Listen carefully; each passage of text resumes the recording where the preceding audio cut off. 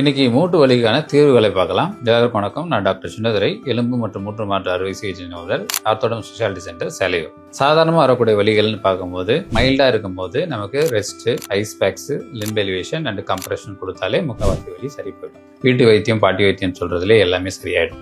அதை தாண்டி நமக்கு வலி இருக்குது அப்படின்னா நம்ம ஒரு ஆர்த்தோ டாக்டரை பார்த்து அவர் மூலம் கொடுக்கக்கூடிய மெடிசின்ஸும் ஃபிசியோதெரப்பி மொடாலிட்டிஸ் யூஸ் பண்ணாலே மோஸ்ட் ஆஃப் த ப்ராப்ளம்ஸ் சரியாகிவிடும். அதை தாண்டி நமக்கு ப்ராப்ளம் சரியாகவில்லை அப்படி என்றால் எக்ஸ்ரேவோ, எம்ஆர்ஐயோ இல்லை சிடி ஸ்கேனோ எடுத்து அது ஒரு லிகமெண்ட் இன்ஜுரி அப்படின்னு இருந்தால் அது நம்ம கீஹோல் சர்ஜரி ஓப்பன் பண்ணாமல் கேமரா வழியாகவே சரி பண்ண முடியும். ஏதாவது எலும்பு உடஞ்சிருக்கு, ஃப்ராக்சர் ஆயிருக்கு அப்படின்னா அது சிம்பிள் ஃப்ராக்சர் இருந்தால் கட்டு போட்டு சரி பண்ணலாம். இந்த காம்ப்ளிகேட்டட் ஃப்ராக்சர்ஸ் இருந்தால் ஒரு பிளேட்டோ, ஒரு ஸ்க்ரூவோ, ஒரு நெயிலோ யூஸ் பண்ணி ஃபிக்ஸ் பண்ணிக்கலாம். அதை தாண்டி மூட்டு தேய்மானங்கள் நடக்கும்போது ஒரு பக்கம் மட்டும் தேஞ்சிருக்கு, அலைன்மெண்ட் மாறி இருக்கு அப்படின்னா உள்பக்கம் மட்டும் தேஞ்சிருக்குன்னா வயசு கம்மியாக இருந்தால் இந்த ஹை டிபியல் ஆஸ்டியோட்டமி அப்படிங்கிற சர்ஜரி யூஸ்ஃபுல்லாக இருக்கும். இல்லை உள்பக்கம் மட்டும் தேஞ்சிருக்கு, எனக்கு இந்த 20% மட்டும் சேஞ்ச் பண்ணால் நல்லா இருக்கும்ன்றது இந்த பகுதி மாற்று அறுவை சிகிச்சை, பார்ஷியல் நீ ரீப்ளேஸ்மெண்ட். அதுவும் ஒரு அருமையான சர்ஜரி.